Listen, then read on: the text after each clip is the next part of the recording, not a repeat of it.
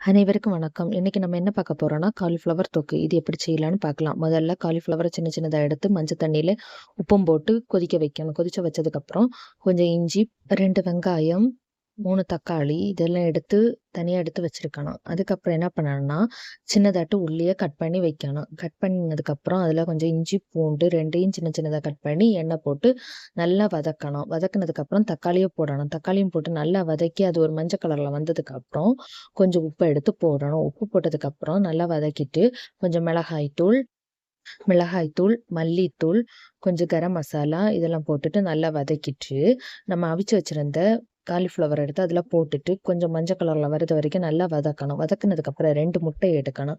2 முட்டைய எடுத்து அது கொஞ்சம் ஒரு பாத்திரத்தில போட்டு எண்ணெய் போட்டு கொஞ்சம் வேவிச்சுட்டு நல்லா ஃப்ரை பண்ணி எடுக்கணும். டீப் ஃப்ரை பண்ணி எடுத்துட்டு, செஞ்சு வச்சிருந்த காலிஃப்ளவருக்கு மேல எடுத்து போட்டுட்டு, அத நல்லா வதக்குனோன்னா காலிஃப்ளவர் தொக்கு ரெடி. உங்களுக்கு இந்த வீடியோ பிடிச்சதுன்னா லைக் பண்ணுங்க, ஷேர் பண்ணுங்க. மறக்காம நம்ம சேனல் சப்ஸ்கிரைப் பண்ணுங்க.